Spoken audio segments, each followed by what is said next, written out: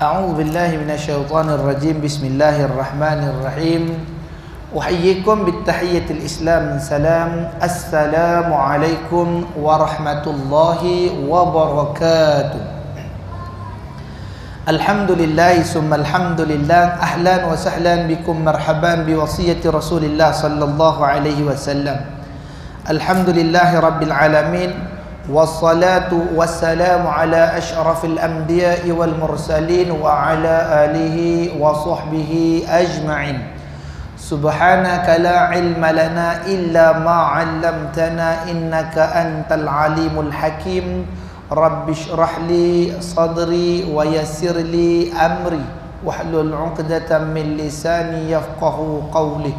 Ana mal insana ma lam ya'lam.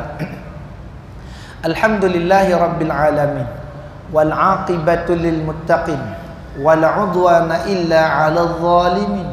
Ashhadu wa nashhadu an la ilaha illallah wahdahu la syarika lah wa ashhadu wa nashhadu anna Muhammadan 'abduhu wa rasuluh. Allahumma salli wa sallim ala sayyidina Muhammad wa ala alihi wa sahbihi ajma'in. ولا حول ولا قوة إلا بالله العلي العظيم. ولا حول ولا قوة إلا بالله العلي العظيم. ولا حول ولا قوة إلا بالله العلي العظيم. وبعد. Alhamdulillah, segala puja dan puji yang tertentu dirafakkan bagi Allah Subhanahu wa taala, Tuhan takluk sekalian alam. Dialah Tuhan yang layak disembah dengan sebenar-benar sembah. Dan dia jugalah Tuhan yang telah menciptakan kita, yang pada asalnya daripada setitik air yang tidak bererti dinamakan ia sebagai mani, lalu disimpan di dalam sebuah empangan yang kukuh dinamakan ia sebagai rahim ibu dalam tempoh dan waktu yang ditetapkan. Maka lahirlah kita ke dunia ini diiringi dengan nikmat-nikmat daripada Allah Subhanahu wa taala. Dan sebesar-besar nikmat yang kita perolehi pada malam yang mulia ini adalah nikmat Islam dan iman. Selawat dan salam atas junjungan besar kita Nabi Muhammad sallallahu alaihi wasallam, yang mana syafaat dan bantuan daripada baginda Nabi lah yang kita dambakan di akhirat kelak, ke atas ahli keluarganya, para sahabatnya dan orang-orang yang mengikuti jejak langkahnya. Alhamdulillah, syukur kita kehadrat Allah Subhanahu wa taala pada malam yang mulia ini dapat lagi sama-sama kita berkumpul dan berhimpun di dalam rumah Allah taala yang mulia ini, yang dinamakan ia sebagai Masjid Sultan Idris II, Masjid Daerah Teluk Intan, Perak Darul Ridwan, bagi membicarakan sebuah kitab yang dinamakan akan dia sebagai I'tiqad Ahli Sunnah wal Jamaah, yang dikarang oleh almarhum Kiai Haji Sirajuddin Abbas. Mudah-mudahan diberikan oleh Allah Ta'ala inayah dan taufik kepada kita selama mana kita membacanya. Dan kita masih sampai pada topik berkaitan tentang Rasul, iaitulah percaya kepada tentang Rasul-Rasul yang diutuskan oleh Allah Subhanahu wa ta'ala. Siri yang lalu cerita kita telah hampir kepada perbicaraan yang menyeluruh tentang satu orang Nabi Allah yang dinamakan sebagai Nabi Allah Nuh alaihi musallatu wassalam. Nabi Nuh alaihi musallatu wassalam yang kita kenal di antara barisan para anbiya, dalam barisan para mursalin sekalian rasul. Inilah Nabi dan Rasul yang terpanjang umurnya, sekira-kira 1200 tahun lama hidupnya. Masya Allah. Dan Nabi yang dapat gelaran ulul azmi yang pertama itulah Nabi Nuh alaihi wassalatu wassalam. Kenapa? Kerana misi dakwahnya yang menjalankan tugas-tugas sebagai seorang rasul dalam tempoh 900 tahun. Dakwah 900 tahun, tetapi pengikut tak sampai pun 100 orang. 900 tahun tak sampai 100 orang. Maknanya teruk betul lah orang umat waktu tu, insya-Allah taala. Dakwah disampaikan tiap-tiap hari, kebaikan disampaikan tiap-tiap hari.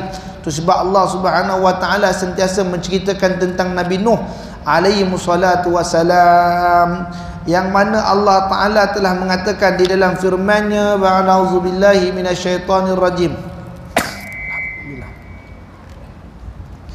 Qala Allah Subhanahu wa taala, innalakum rasulun amin. Sesungguhnya sesungguhnya aku seorang rasul yang dipercayai, dalam surah Asy-Syu'ara. Dan Allah Subhanahu wa taala menceritakan bahawa sesungguhnya tiap-tiap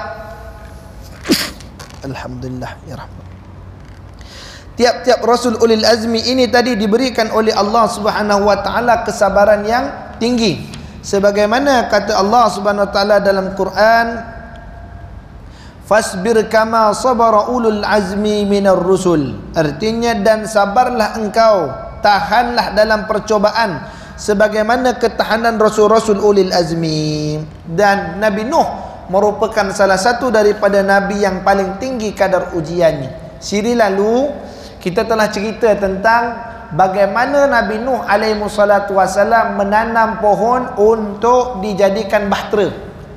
Kita sedia tahu Nabi Nuh alaihi salatu wasallam mempunyai bahtera yang sangat besar hingga mampu ditumpangi oleh sekalian binatang daratan yang kita sebut sebagai bahimiyah.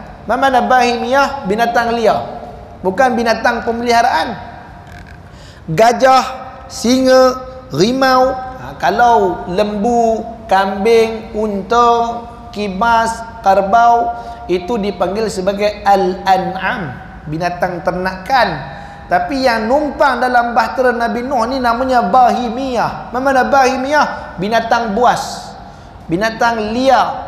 Ni tumpang pada stage yang pertama. Pada stage kedua siapa dia? Kullum minan nas, semuanya daripada kalangan manusia. Yang ketiga, tingkatan yang teratas ditumpangi oleh sekalian unggas-unggas, iaitu baik daripada serangganya, burung-burungnya, binatang bersayapnya, menumpang di atas bahtera Nabi Nuh alaihi wassalatu wassalam. Itu sebab dakwah yang paling menyeluruh di antaranya Nabi Nuh alaihi wassalatu wassalam. Kerana seruannya bukan hanya kepada manusia, binatang-binatang yang taat kepada Allah juga terselamat. Jadi ajakan dan seruannya ada juga pada binatang. Tak kurang pada Nabi mulia kita, baginda Nabi sallallahu alaihi wasallam, yang pernah diceritakan bagaimana ketika Nabi sallallahu alaihi wasallam mendakwahkan satu kelompok manusia daripada kalangan orang-orang Arab, maka ada seorang badui yang pernah saya kisahkan ceritanya, yang mana beliau ini tadi pergi menangkap dhab.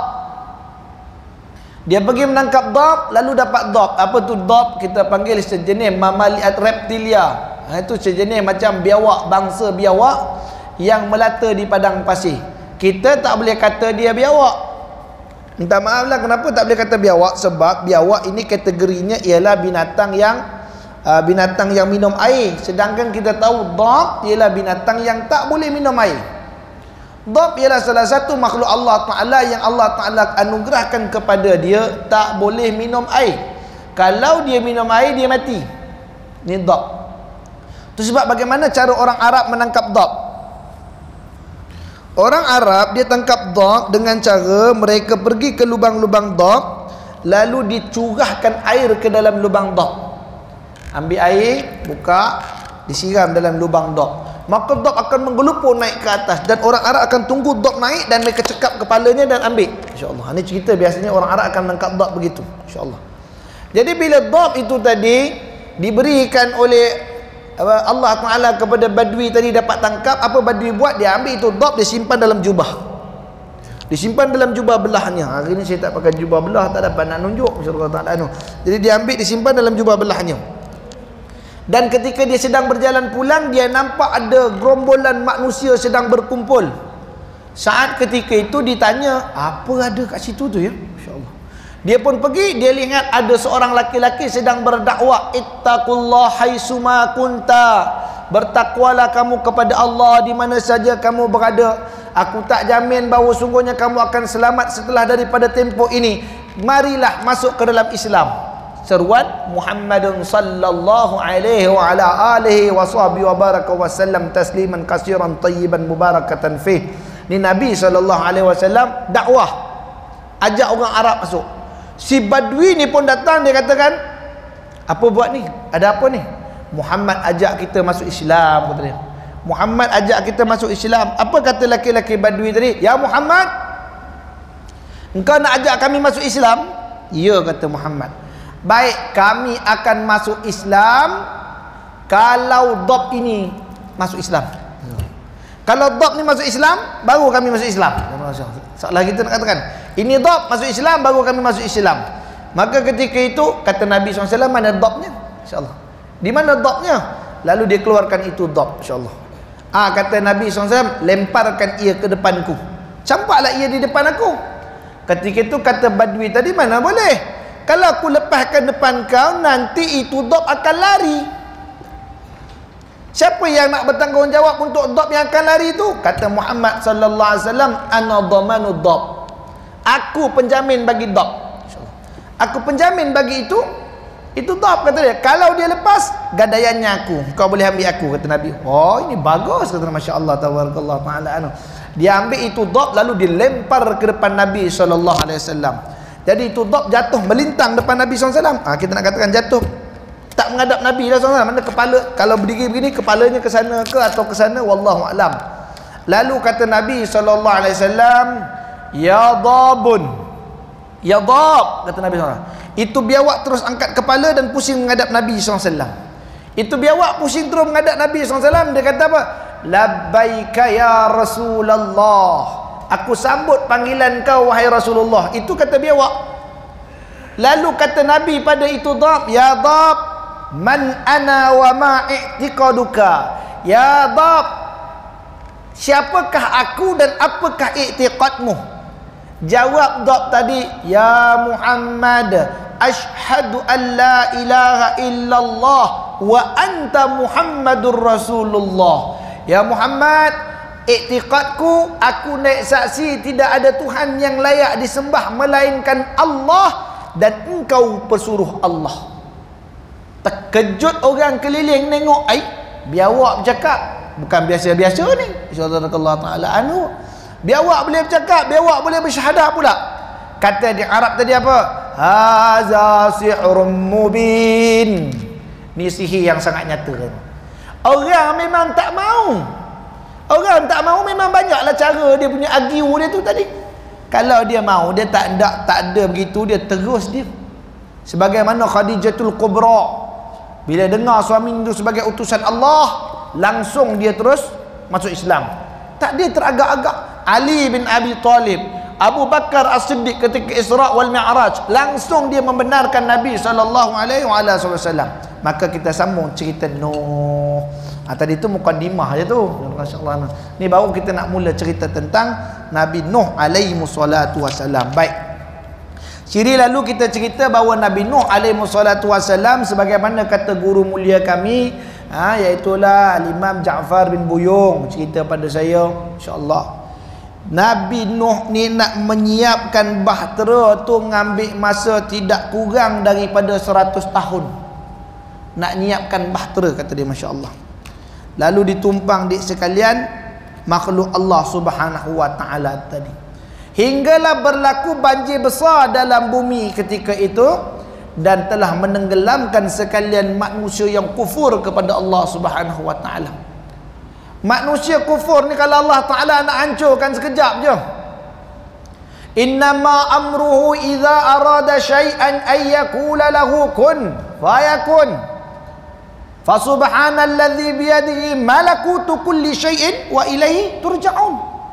Jika Allah Taala berkehendak untuk mengadakan sesuatu ataupun hendak membinasakan sesuatu, dia hanya mengatakan kun, jadi, fayakun. Itu kena belajar tauhid balik tu. Kalau kita kata Allah Ta'ala jadikan dunia dengan kun saja, itu tak betul. Kenapa tak betul? Kerana apakah Allah Ta'ala menjadikan alam hanya dengan kalam? Hanya cakap kun, kun jadi alam? Tak. Itu sebab kita belajar i'tiqad Ahlussunnah wal Jamaah ni. Allah itu tadi bersifat dengan kudrat dan iradatnya.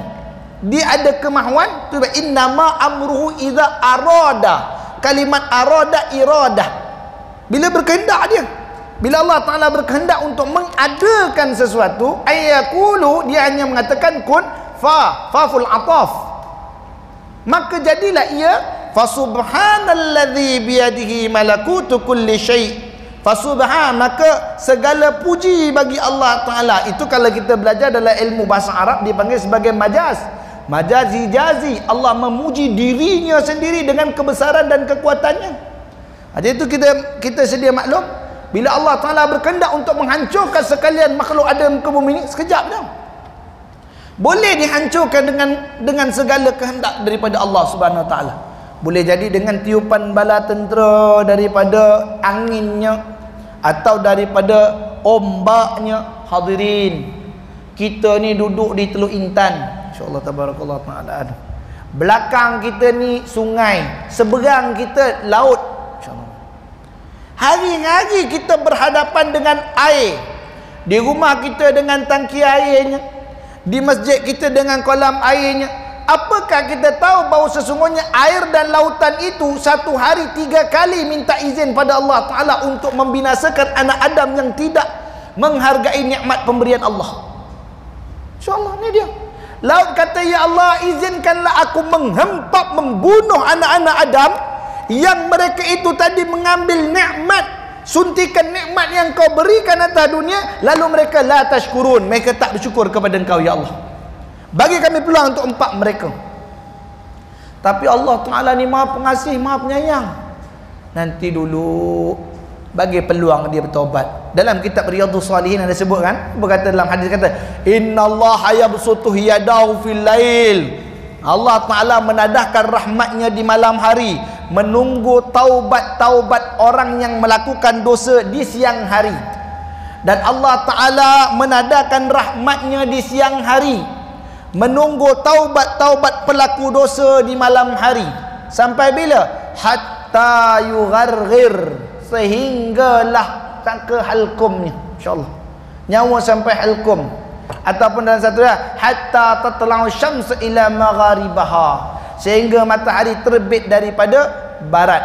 Hatta tatla'u syams ila magharibiha, itu salah bagi tadi, baha magharibaha biha, masya-Allah, sampai matahari terbit daripada arah barat. Allah nak binasakan sekejap je. Tu sebab zaman Nabi Nuh alaihi salatu wasalam, sebahagian daripada manusia itu binasa kalau semuanya hidup.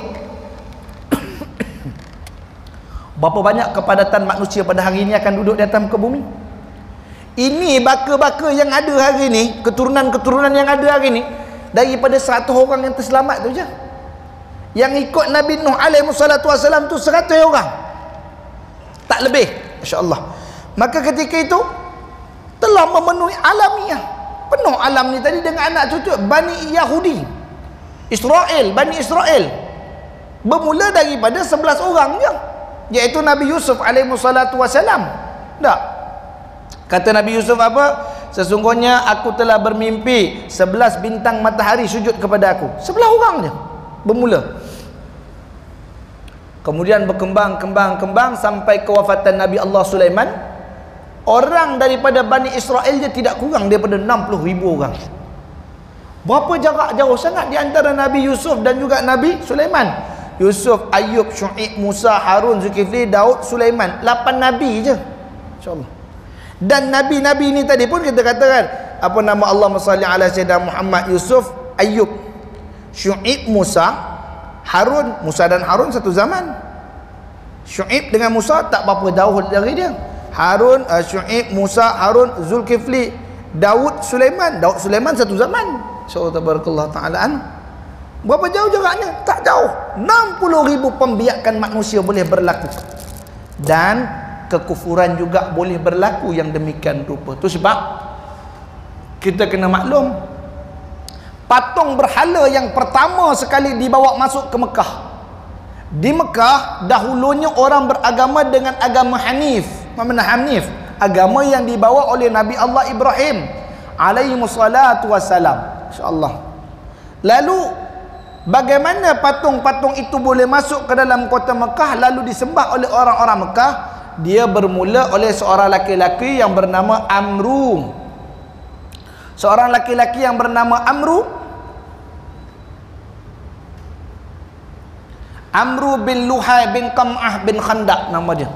Amru bin Luhai bin Qam'ah bin Khandaq. InsyaAllah.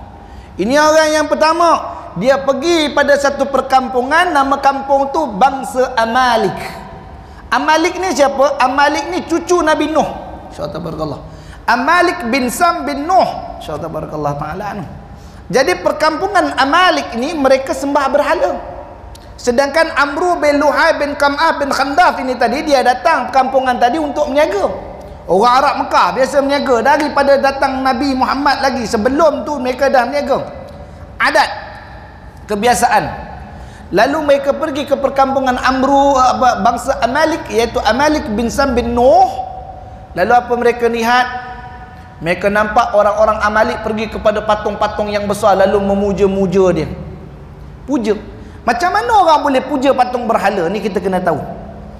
Dulu ketika Nabi Nuh alaihi wassalatu wassalam telah menyelamatkan ataupun telah diselamatkan oleh Allah Ta'ala dan pengikut-pengikutnya, ketika itu apa yang berlaku?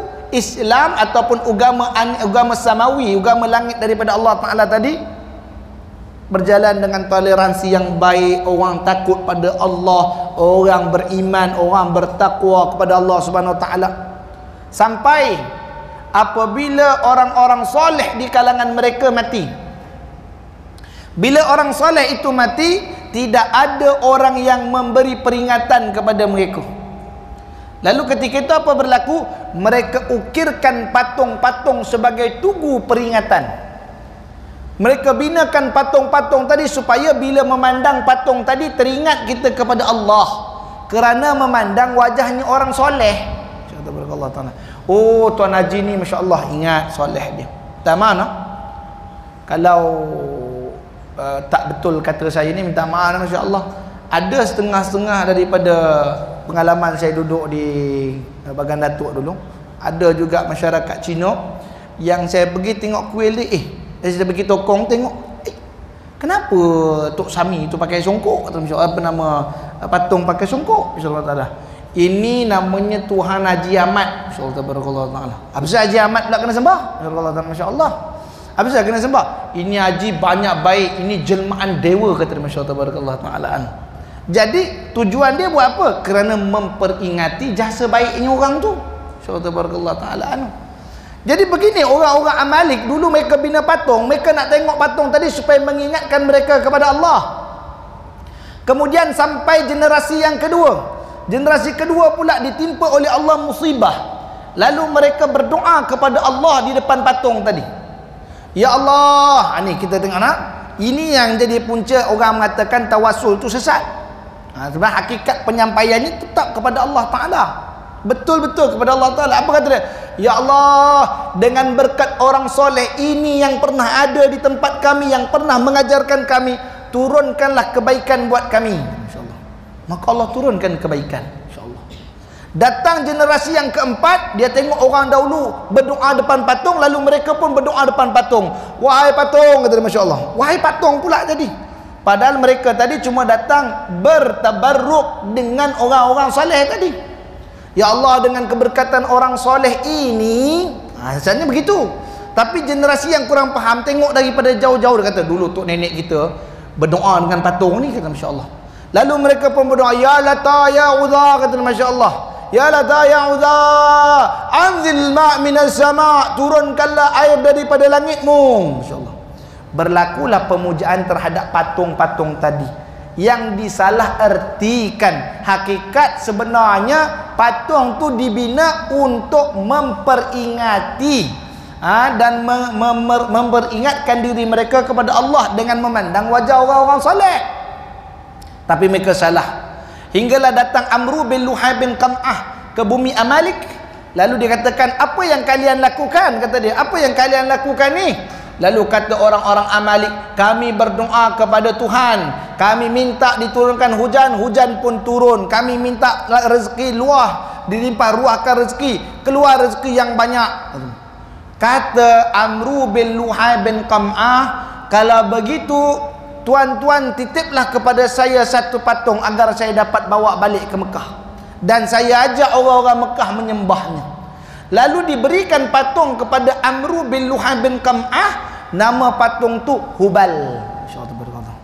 Hubal lah patung pertama yang masuk ke dalam kota Mekah. Besar mana Hubal ni? Tak besar sebesar botol mineral 1.5 ml kan? Ini 600 ml. 1.5 ml tu hak tinggi tu je, besar itu je. Dia bawa naik unta. Kalau besar macam patung batu kep gamaknya nak bawa tak boleh. Biar Allah Ta'ala mana nak bawanya. Jadi dia besar, lebih kurang botol satu mineral 1.5 ml je. Itu patung pertama namanya Hubal. Dia ajak orang-orang Mekah nyembah, sembah orang Mekah.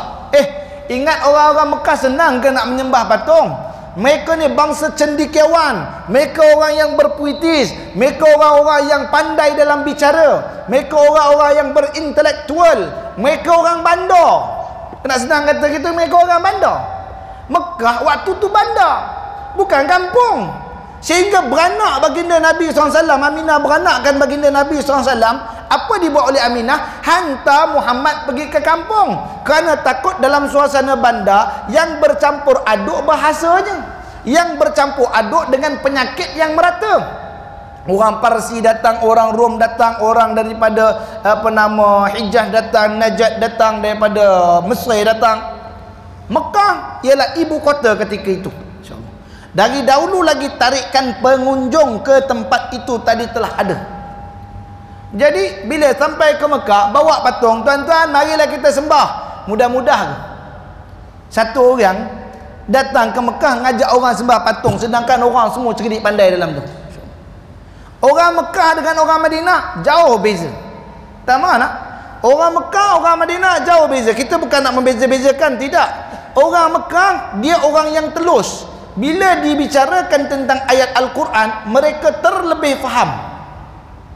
Itu sebab siapa yang boleh menjadi mufassirin? Sahabat-sahabat muhajirin. Sahabat Ansar mana ada jadi mufassir? InsyaAllah tabarakallah ta'ala. Antaranya siapa? Abdullah bin Abbas. Orang Madinah pernah turun ketika ayat Quran mengatakan, dan janganlah kamu makan setelah kamu melihat benang-benang putih, dan berbukalah kamu setelah terbitnya benang-benang hitam di atas tepatnya. Apa mereka buat? Mereka ambil benang. Orang Madinah ni dia ambil benang, dia buburnya atas bantal, dia tunggu benang putih jadi hitam. Bila masa nak jadi benang hitam putih jadi benang hitam, datang dia orang Mekah. Orang Mekah kata bukan begitu.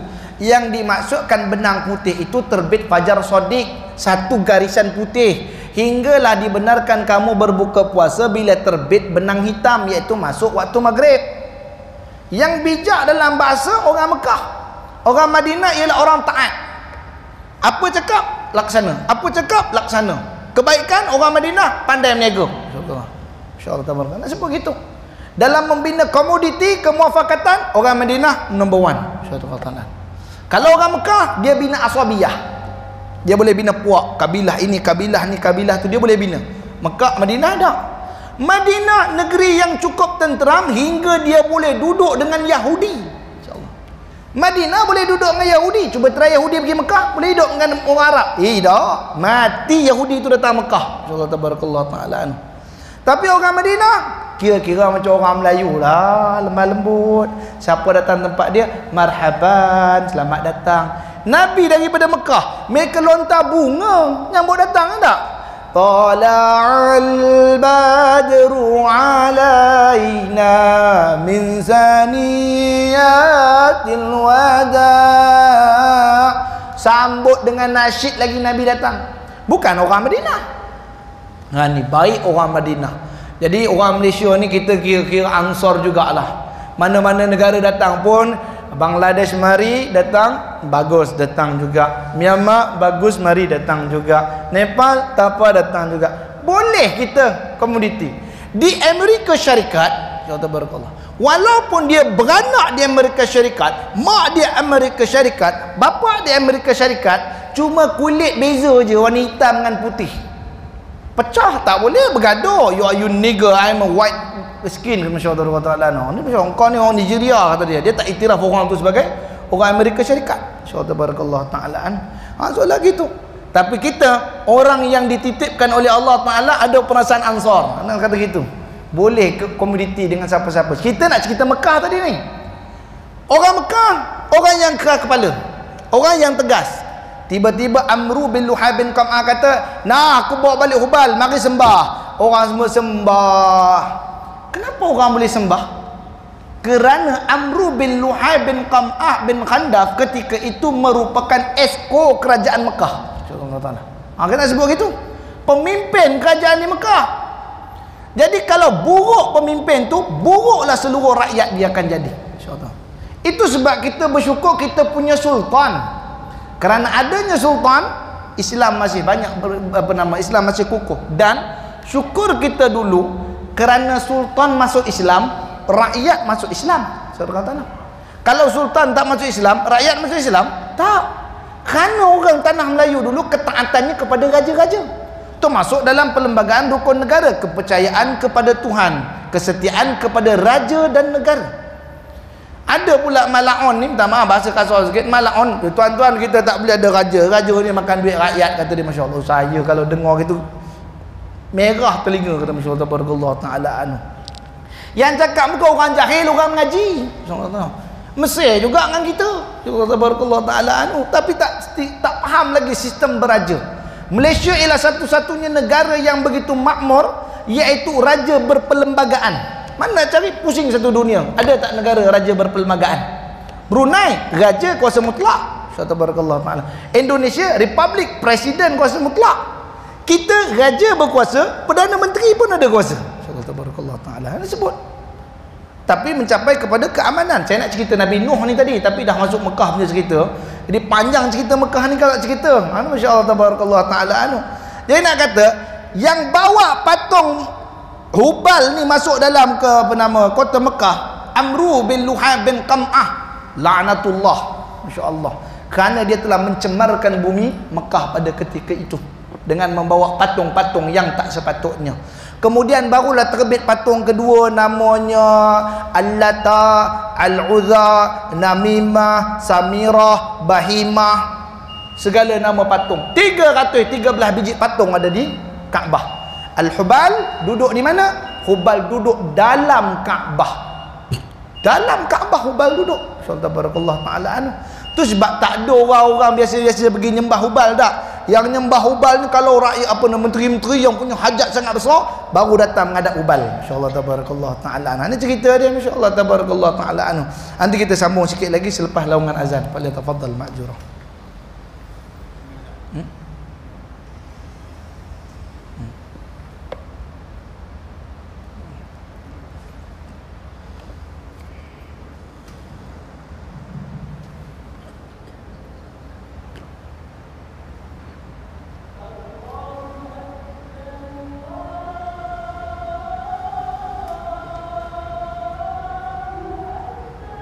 Allah.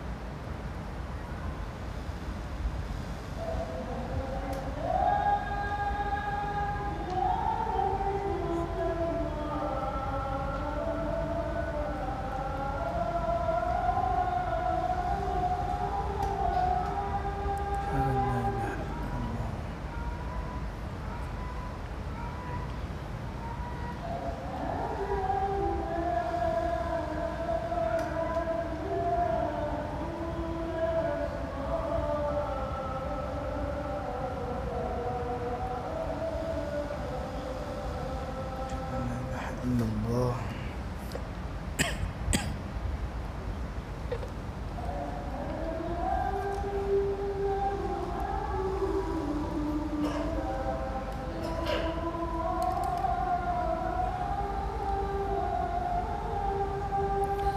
Ahlan wa sahlan qurrata a'yun Muhammad bin Abdullah sallallahu alaihi wasallam laysa bihakum ilaika shifa.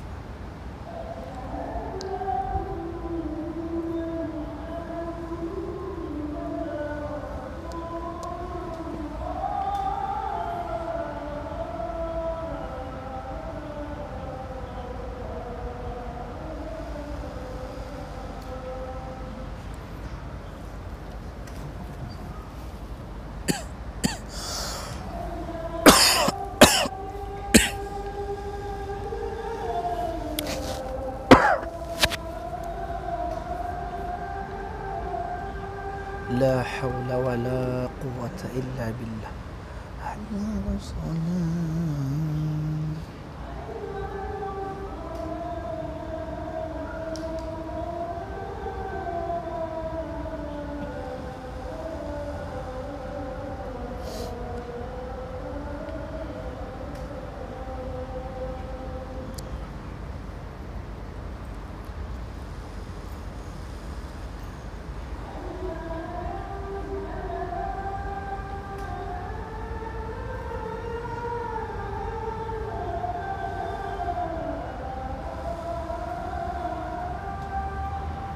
حول ولا قوة إلا بالله.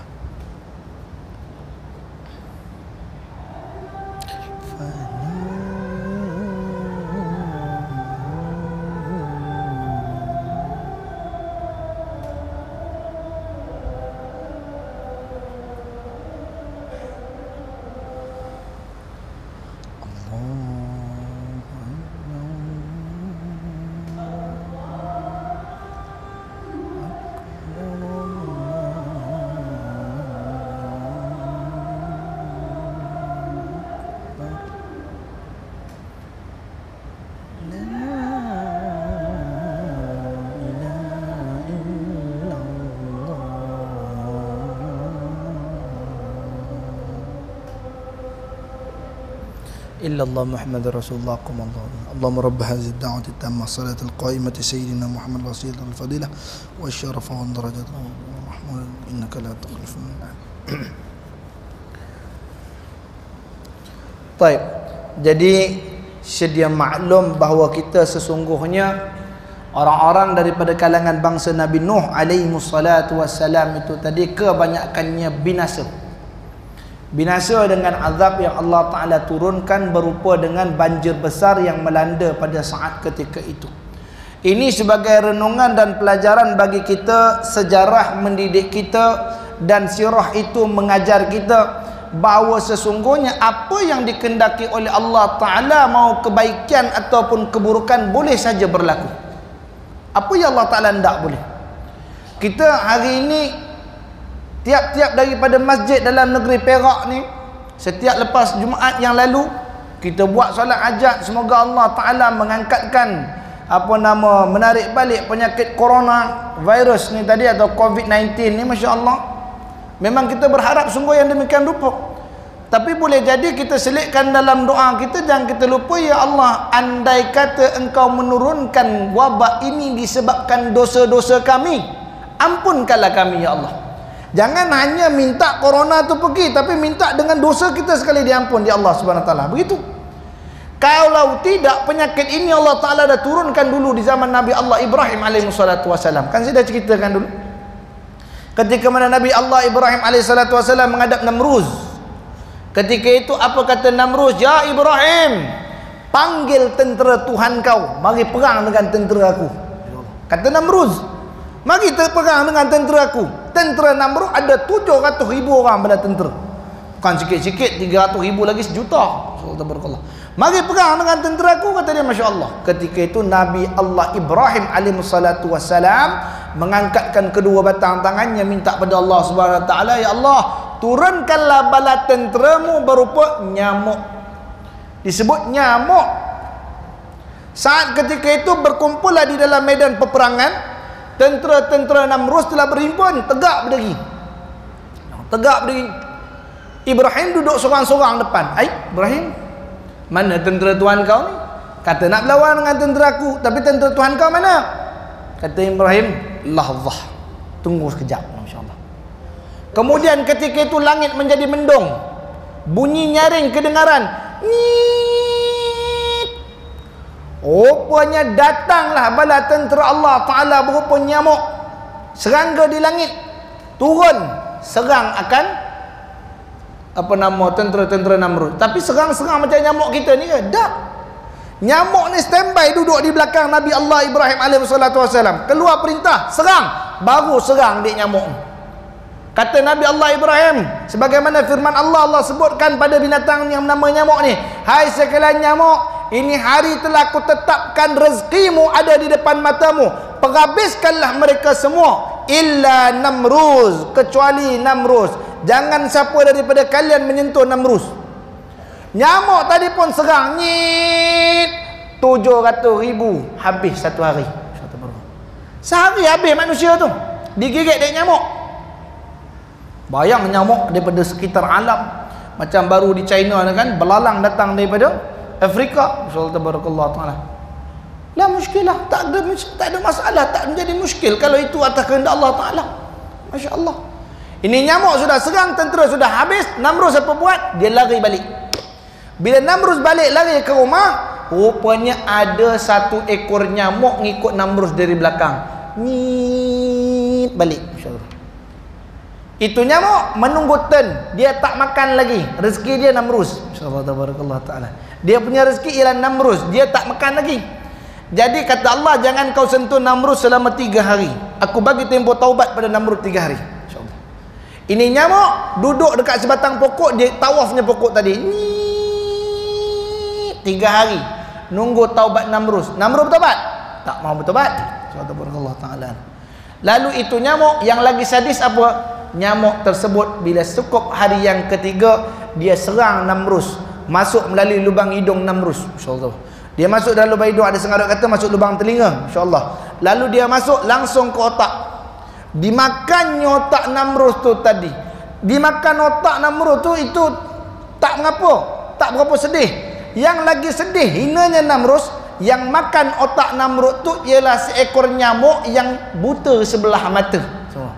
Dia panggil NKU, nyamuk kurang upaya. Subhanallah ta'ala. Masya-Allah.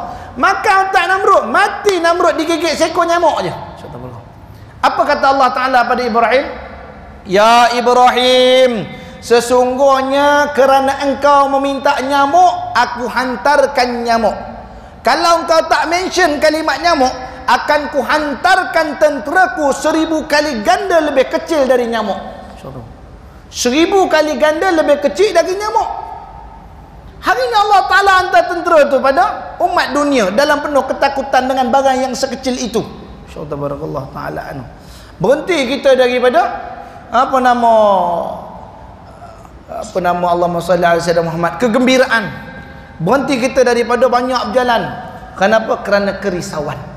Tu sebab risau ni benda yang paling terkuat sebelum datangnya sesuatu benda yang lebih hebat. Nanti saya cerita itu sebab kata Sayyidina Ali karamallahu wajha, ketika mana Allah Ta'ala menjadikan alam ni tunggang langgang. Minta maaf, perkataan saya tu bukan nak mengatakan kaji Allah Ta'ala tak cantik, tak. Maksudnya alam ni memberontak, keseimbangannya tak ada. Yakni bumi tak ada keseimbangan. Hinggalah Allah Ta'ala menjadikan jibal, yakni gunung. Jadi gunung Allah pasakkan gunung di bumi-bumi ini tadi. Itu Allah sebut dalam suratul Naba, alam naj'alil arda mihada wal jibala autada. Kami jadikan bumi ini sebagai hamparan untuk kamu bertebaran. Lalu kami jadikan gunung itu sebagai paksinya. Lalu kata Allah Ta'ala, ini Masya Allah tabarakallah ta'ala anhu, hebat belaka. Sebelum Allah Ta'ala jadikan alam yang hebat sekali namanya besi, Al-Hadid. Itu sebab dalam Quran disebut hadid. Al-Hadid dia kata, akulah yang paling hebat. Sehingga Allah Ta'ala menciptakan api yang boleh membakar besi, melebur besi. Lalu api pula kata, aku lagi hebat. Lalu dia kerana kata hebat itu tadi, Allah jadikan air memadamkan api. Air pula kata, aku hebat. Subhanallah Ta'ala. Hinggalah Allah Ta'ala menciptakan angin. Ini kata Sayyidina Ali karamallahu wajhah, angin pun bertiup, ombak tadi pun boleh terumbang ambik. Tetapi ketika itu disangka angin cukup kuat, angin kata aku kuat, aku boleh tolak angin, boleh tolak air. InsyaAllah Allah Ta'ala jadikan gunung. Dipasaknya gunung pada bumi, angin tak boleh berpusing sesuka hati dah. Dia kena ikut arah gunung. InsyaAllah Ta'ala. Gunung kata aku hebat. Dia kata aku hebat, gunung kata aku hebat kerana aku boleh menghentikan perjalanan angin. Allah Ta'ala jadikan yang lebih hebat daripada gunung, apa dia? Yadun nas, tangan manusia. Tangan manusia boleh mentarah, boleh menghancurkan gunung-gunung yang ada. Ini Allah sebut dalam surah Ar-Rum ayat 40. Apa kata Allah? Ba'dadzu billahi minasyaitanir rajim. Zaharal fasadu fil barri wal bahri bima kasabat aydin nas. Kata Allah Ta'ala, Zahara, telah terzahirlah kerosakan fil barri, di daratan, wal bahri, dan di lautan. Sebab apa rosaknya dunia ini? Bima kasabat aidin nas, hanyalah disebabkan tangan-tangan manusia. Hebatnya tangan manusia boleh menara bumi. Jadi manusia sangka dia hebat. Hebat belaka. Inilah manusia, dia kata dia hebat. Tak cukup hebat, Allah jadikan yang lagi hebat. Apa dia? Mengantuk. Kuat mana pun badan dia, sebesar mana berat timbangan dia pun, gagah macam mana pun, sekali kena mengantuk, terlentuk. InsyaAllah tabarakallah ta'ala. Sebab oh, bawa kereta tengah sedap, kereta canggih, insyaAllah tabarakallah, Lamborghini ke sekalipun, insyaAllah tabarakallah ta'ala kalau datang mengantuk tu tak jadi, tutup juga mata. Itu makhluk paling kuat. Apa kata mengantuk? Akulah yang paling hebat, kerana aku boleh menundukkan anak Adam, insyaAllah. Ketika itu bila mengantuk kata dia paling hebat, Allah Ta'ala jadikan satu makhluk lagi yang mengalahkan mengantuk. Apa nama dia? Risau. InsyaAllah tabarakallah ta'ala. Risau. Habis bateri dah, InsyaAllah ta'ala. Mana dah berhenti dah ni kot, InsyaAllah ta'ala. Masya Allah. Jadi ketika Allah Ta'ala menjadikan risau, itu dinamakan sebagai ham. Al-ham.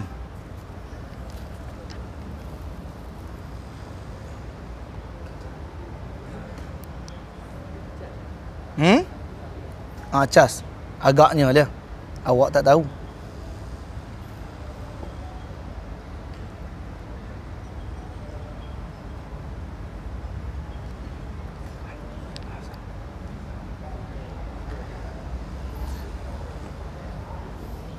Tak apa.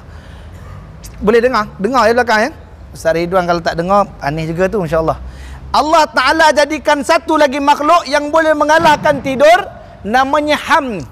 Al-ham ni makna apa? Kerisauan.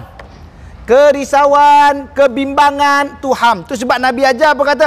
Allahumma inna na'udzubika minal hamni wal hazan. Ham ni keduka citaan, wal hazan. Kita ni kalau tengah risau, mengantuk tak jadi tidur. Dengan ngantuk ni, risau, boleh tidur ke tengah risau? Takkan boleh tidur. Jadi risau tadi telah mengalahkan mengantuk. InsyaAllah ta'ala. Hati dia tak tenang, itu dipanggil kerisauan. Hinggalah Allah Ta'ala mengatakan, ala bizikrillahi tatma'inul qulub. Masya Allah. Jadi datang yang ketiga, yang akhirnya bila kata ham tu tadi kata aku kuat.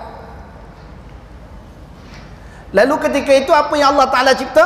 Allah Ta'ala cipta yang seterusnya, namanya ialah zikrullah. Zikrullah mengalahkan kerisauan. Bila hati kita risau, ham ni, duka cita ni, dia duduk di mana? Duduk di hati. InsyaAllah. Risau, duka cita dia duduk di hati. Jadi hati tak tenang. Ya muqallibal qulub, tsabbit qulubana ala dinik wa tu'atik. Wahai Tuhan yang membolak-balikkan hati, tetapkan hati kami, insyaAllah. Lalu Allah Ta'ala turunkan firman, ala bizikrillahi tatma'inul qulub. Dengan kamu mengingati Allah, hati jadi tenang. Tadi hati kita bimbang, tadi hati kita risau. Dengan kita zikrullah tadi, kalah sekalian makhluk yang ada di atas muka bumi ini tadi. Atau nak kata Sayyidina Ali karamallahu wajhah. Jadi banyaknya kerisauan kita ke atas bumi ini, ingat kita balik kepada Allah Ta'ala. Kalau Allah Ta'ala nak binasakan, bukan hanya dengan corona saja, Masya Allah tabarakallah ta'alaan. Macam-macam cara lagi Allah Ta'ala boleh binasakan kita. Kadang ada orang yang sedang menghadapi penyakit, kita doa pada Allah, ya Allah, jauhkanlah balak ni Allah. Kalaulah disebabkan dosa-dosa kami, ampunkanlah kami ya Allah. Pimpinlah kami balik ke jalanmu ya Allah. Ini doa yang Nabi ajar pada Sayyidatuna Fatimah Zahra al-Batul ketika mana habis daripada sembahyang subuh. Ya Hayyum, Ya Qayyum, Ya Zal Jalali wal Ikram. Wahai Tuhan yang maha hidup, wahai Tuhan yang berdiri sendiri, wahai Tuhan yang maha besar dengan keagungan dan kemuliaannya. Apa kita hendak? Dengan birahmatika astaghi, dengan rahmatmu aku meminta, dan dengan azabmu aku mohon perlindungan. Janganlah engkau biarkan diri aku diurusi oleh diriku sendiri walaupun sekelip mata. Dan janganlah engkau jadikan segala sesuatu dalam kehidupanku itu melainkan ia menjadi bakti dan amal kebaikan terhadapmu. Itu permintaan kita pada hari. 4 perkara. Aku minta dengan sebab rahmat-Mu. Aku berlindung dengan sebab azab-Mu. Jangan biarkan diri aku ditanggung ataupun diurusi oleh diriku sendiri. Jangan tinggalkan aku. Dan yang keempat apa dia? Iaitulah kata dia, ya Allah, jadikan tiap urusan aku pada hari ini, tiap urusan dalam hidupku itu tadi bermanfaat untuk urusan akhiratku. Itu dia mana? Balik untuk kepadamu ya Allah SWT. Ni Nabi ajar pada Sadatuna Fatimatu Zahra Al-Batul. Masya-Allah, tabarakallah. Dan sekalian Nabi-Nabi yang lain juga ada mengajarkan kepada anak-anak mereka, ajar kepada ahli keluarga mereka. Begitu kita, tanggungjawab kita apa? Ku anfusakum wa ahlikum nara. Peliharalah, jagalah ahli keluarga kamu daripada api neraka yang bahan bakarnya itu tadi daripada batu bata, jin dan manusia. Insya-Allah. Tu sebab kadang-kadang kita kena dengar nasihat daripada segenap orang. Bukan hanya daripada ustaz, bukan hanya daripada alim ulama. Andai kata tutur bicara mutiara kalam itu keluar daripada lisan seorang budak sekalipun, kita kena dengar. Ini berlaku kepada Al-Imam Abu Hanifah, Nu'man ibn Sabit, tabarakallah ta'ala. Ketika mana dia sedang berjalan, dia melihat satu orang budak laki-laki sekitar umur 7 ke 9 tahun sedang memakai terompah kayu. Terompah kan jalannya agak sengit-sengit sikit. Lalu kata Al-Imam Al-Azam, kata Al-Imam Abu Hanifah, insya-Allah tabarakallah, wahai Subyan, wahai anak, berhati-hatilah memakai terompahmu, khawatir nanti kamu akan terjatuh. Insya-Allah. Budak ni pun bangun tengok belakang. Imam Abu Hanifah ni, insya-Allah. Kata budak tadi, apakah engkau Imam Abu Hanifah? Ya. Oh, engkaulah imam yang digelar sebagai Imamul A'zam, imam yang agung. Apa kata Imam Abu Hanifah? Itu gelaran yang diberikan oleh orang kepada aku. Apa kata budak tadi? Wahai imam, berhati-hatilah dengan menggunakan gelaran itu, khawatir nanti kamu tergelincir masuk dalam neraka Allah. Itu kata budak tadi.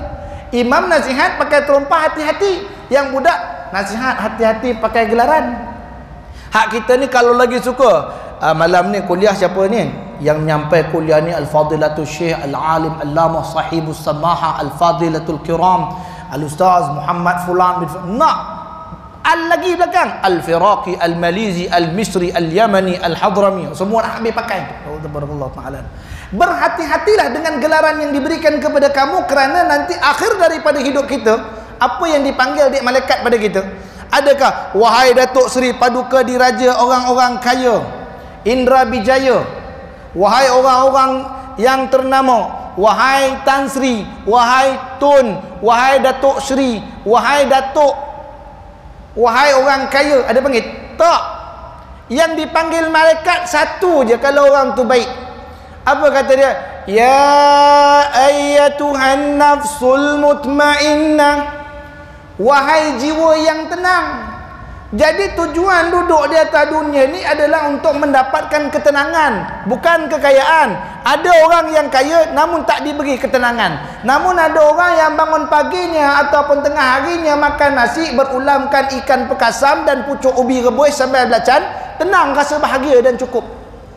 Sedangkan dia makan steak daging wagyu, masyaallah tabarakallah taala, masyaallah, lembu mahal kan, daging ni sepotong RM200 tu, masyaallah tabarakallah taala, tapi tak tenang juga.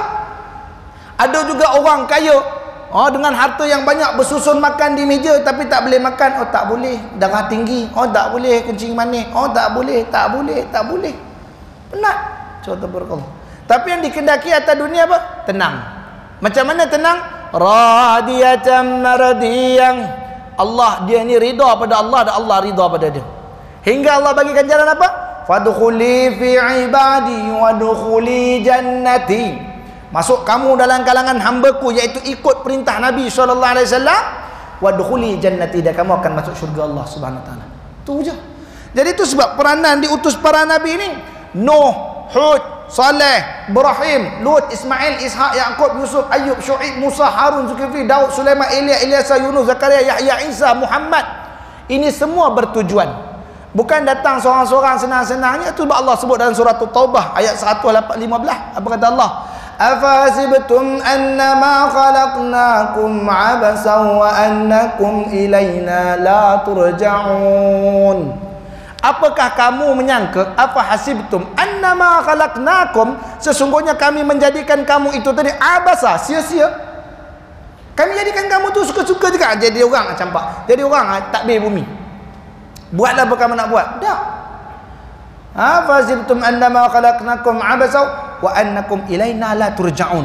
Sesungguhnya kamu itu akan balik pada Tuhan kamu. Itu sebab datangnya rasul-rasul ini tadi.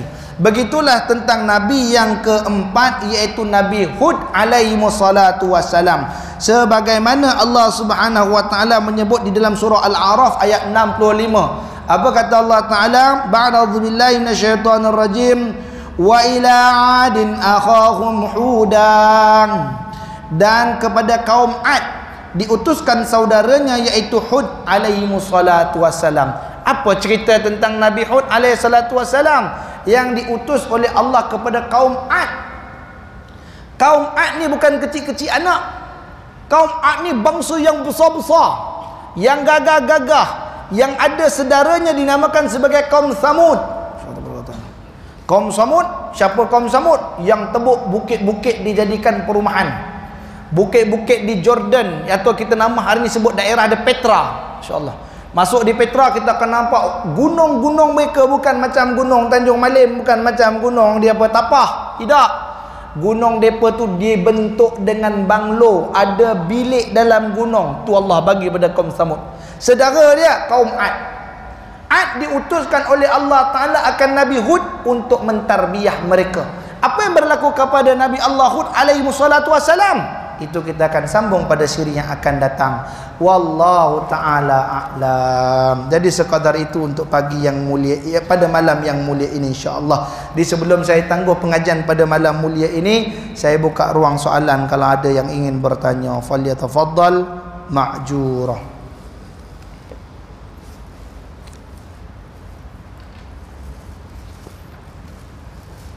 Baik, tak ada soalan, ada soalan lain, insyaAllah.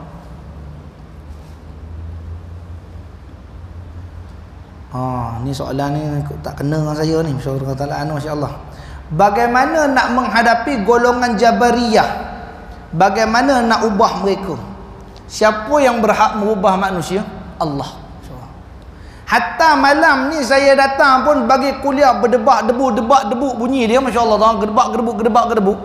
Kalau Allah Ta'ala tak nak bagi faham semua ni, semua orang tak faham. Itu sebab kita apa kata? Rabbi zidna ilman. Wahai Tuhan kami, kurniakan kami ilmu. Warzuqna fahman. Wahai Tuhan kami, Rabbi zidna ilman. Tambahkan kami ilmu. Warzuqna fahman. Kurniakan kami kefahaman. Kalaulah kita ini nak memahamkan orang atas dasar kebolehan kita, tiada daya kita. Kita iftiqaru ilallah. Kita ni orang yang berhajat sentiasa kepada Allah Ta'ala.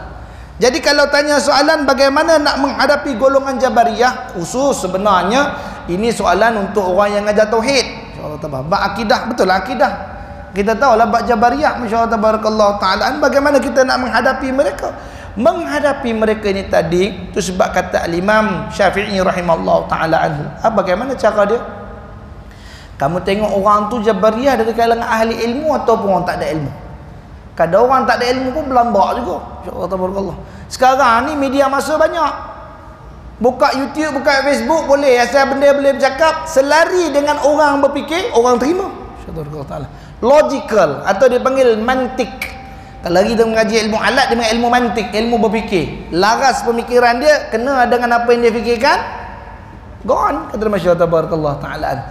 Tapi hal yang kita maksudkan ni, bagaimana kita nak menghadapi orang-orang Jabariyah. Jadi tak lain tak bukan kita menghadapinya itu tadi dengan cara kita mengguna pakai apa yang disebut oleh Imam Asy'ariyah dan Imam Maturidiyah. Jangan kita nak raikan orang Jabariyah, kita dengar Jabariyah, tak apa kita raikan kerana kita nak berhadapan. Tak.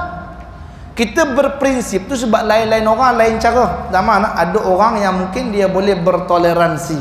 InsyaAllah. Ada orang yang boleh bekerjasama, tak apa kita layan dulu, sekali kita balon satu dah, kata dia masya-Allah. Ada macam tu. Ada yang tidak, awal-awal dia dah sembelih, Tak, aku tak pakai Jabariyah, kata Imam Syafi'i. Wal Mu'tazilah, ataupun Mu'tazilah sekalipun, atau Qadariyah sekalipun. Insyaallah barakallahu taala anhu. Jadi yang demikian rupa kita tengok balik pada mana? Muhasabah diri kita. Kita tengok, ya Allah, aku minta tolong Kau, ya Allah. Kaulah Tuhan yang memberi faham kepada makhluk.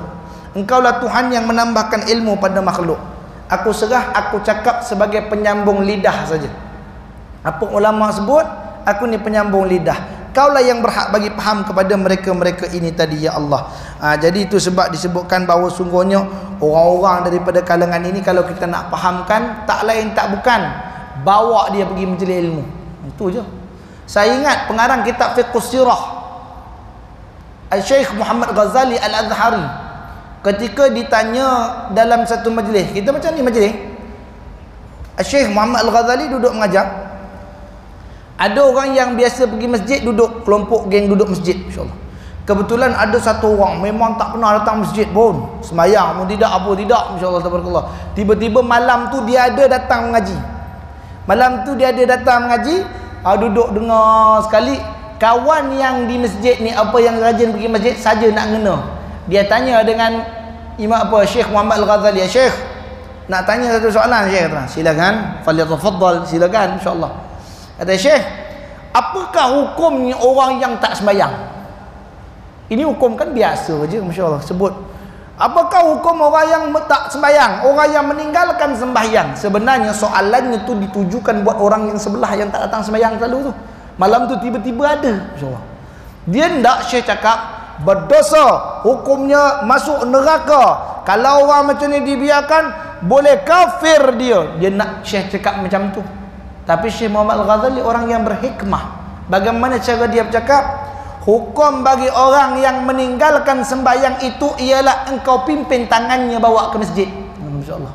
Pegang tangan dia bawa pergi masjid. Dia tak pergi masjid sebab apa? Sebab engkau tak ajak. Ajaklah dia pergi masjid.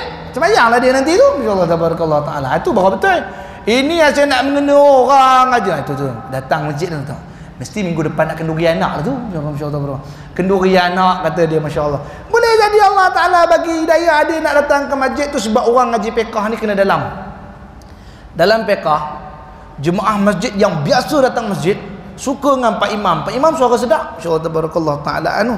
Pak Imam suara sedap. Jadi Pak Imam ni biasa baca bila malam isyak je, tabarakallazi biyadihil mulku wa huwa ala kulli syai'in qadir, sampai afaman yamshi muqibban ala wajhi, habis sampai ayat dia surah Al-Mulk dia baca. Jemaah semua suka. Tiba ada satu jemaah yang baru, dia tak pernah datang masjid, kali tu baru dia datang masjid. Pak Imam nampak dia datang masjid dan Pak Imam tahu dia suka surah Qul Huwallah. Dia suka Qul Huwallah aja biar cepat. Subhanallah taala. Jadi tuntutan membaca Al-Mulk disukai oleh sekalian jemaah. Sedangkan satu orang yang baru datang ni dia tak suka Al-Mulk, dia suka Qul Huwallah. Yang mana Pak Imam kena buat? Pak Imam dikehendaki membaca Qul Huwallah pada waktu tu. Subhanallah. Walaupun semua jemaah kata tabaraklah Pak Imam, apa barang Qul Hu, kata dia, masya-Allah tabarakallah taala no. Tapi Pak Imam kata kerana ada orang yang baru pertama kali datang sembahyang dia suka Qul Hu, kita kena buat Qul Hu. Kerana apa? Kalaulah saya membaca tabarak, awak ingat besok dia nak datang lagi masjid? Tak mau dah, kata orang Perak, tobat lahum aku datang situ lagi. Masya-Allah tabarakallah taala, tak datang dah. Ini tu kita tengok pernah berlaku di bumi Mesir. Ini cerita insya-Allah. Ni macam sambung kuliah ni, padahal dah buka soalan tadi dah, masya-Allah tabarakallah taala. Di bumi Mesir ada orang tu di sembahyang, datang lambat sembahyang subuh. Bila dia datang lambat sembahyang subuh, masya-Allah, dia masuk dalam solat imam dah, waladdallin amin, kata dia pun masuk. Imam pergi bantai, bismillahirrahmanirrahim, alif lam mim, zalikal kitabu la raiba fihi hudan lil muttaqin allazina yu'minuna bil ghaibi wa yuqimuna as-salata wa mimma razaqnahum yunfiqun, sampai pada la yukallifullahu nafsan illa wus'aha laha ma kasabat wa 'alaiha ma iktasabat. Habis surah Al-Baqarah. Sembahyang subuh pukul 9 baru habis sembahyang. Pukul 9 habis sembahyang. Insya-Allah tabarakallah taala, tinggal buat duha je. Ya Allah, masya-Allah. Besok harinya dia datang sembahyang lagi di masjid yang sama. Kali ini dia lambat juga lagi. Imam dah waladdallin amin, dia masuk dah saf, Allahu akbar, sembahyang. Imam pun baca Bismillahirrahmanirrahim, alam tara kaifa fa'ala rabbuka bi ashabil fil. Dia mundur ke belakang. Muparakah lah cerita dia. Mundur dia ke belakang, ada seorang nak masuk, dia tahan, jangan masuk, baik sembahyang sendiri. Lebih baik sembahyang sendiri, kata dia. Ngapa?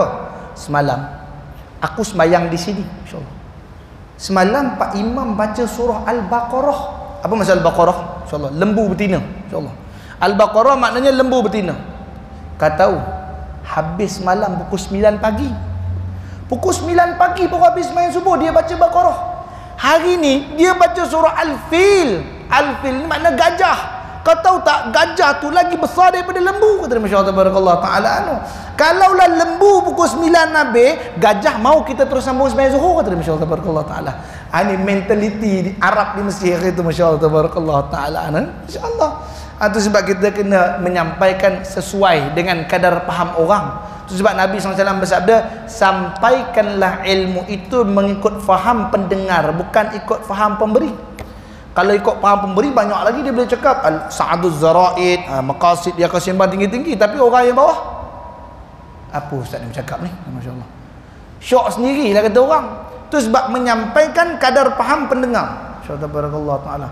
Kadang cerita ma'rifatullah lah, apa nama, man arafa nafsi arafa rabbih, masya-Allah, cerita tinggi-tinggi. Orang bawah tercengang, tak faham dia. Tuan-tuan, mengaji ilmu kulit ni tak jadi apa, kena mengaji isi, kata masya-Allah taala.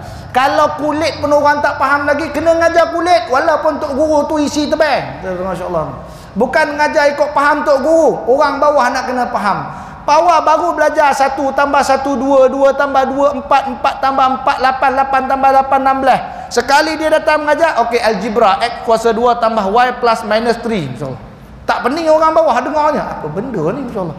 Bila pula x boleh tambah y, insyaallah tabarakallah taala. Itu sebab sampaikan ikut faham orang. Kalau tak rugi daripada apa yang nak disampaikan langsung tak bermanfaat. Al ilmu nafi', ilmu bermanfaat, ilmu yang menambahkan takutmu kepada Allah Subhanahu wa taala. Panjang pula kita jawab soalan ni, insyaallah tabarakallah taala. Jadi bagaimanakah nak ubah mereka, itu kita serah pada Allah taala. Itu jawab saya, itulah. Nak ubah manusia bukan dengan cara demikian rupa kita boleh ubah, tak boleh. Dengan doa kita minta Allah taala supaya memberi kemudahan, supaya ia itu tadi diberikan perubahan dan kebaikan. Wallahu taala a'lam. Ada soalan yang lainnya? Tak ada soalan dah. Jadi sekadar itu saja untuk malam yang mulia ini. Hadirin ayah ibunda rahmati oleh Allah Subhanahu wa taala. Sebelum saya akhirkan kuliah, insya-Allah saya ada sedikit makluman dan juga saya membuka apa nama tawaran lubuk pahala, kita sebut, masyaallah taala. Kami daripada Pondok Bustanul Ashrafiyah Kelumpang sedang mengadakan pembinaan untuk fasa yang ketiga. InsyaAllah kami memerlukan beberapa dana-dana yang mungkin boleh diinfakkan oleh ayahanda ibunda rahmati Allah Ta'ala. Barang siapa yang punya rezeki lebih, ada pendapatan yang lebih nak diinfakkan pada malam ni, pihak masjid daerah menyediakan tabung di tengah masjid tu. Bawah lampu ke tak tu? Di bawah tu tabung warna penutup warna pink tu. Jadi siapa yang punya rezeki yang lebih, mohon-mohon dapatlah sama-sama menyumbang. Sebenarnya tuan-tuan, nak maju Islam ni dia bukan cara minta begini. Nabi dulu tak pernah minta, insyaallah taala. Nabi dia cakap dengan sahabat begini aja dalam masjid, tuan-tuan, ya ma'syaral muslimin, masya-Allah, sesungguhnya kita akan berperang dengan orang Rom. Itu je Nabi cakap. Sahabat langsung, ya Rasulullah, 300 ekor unta siap. Ya Rasulullah, selipar untuk tentera berjalan sampai ke Rom siap.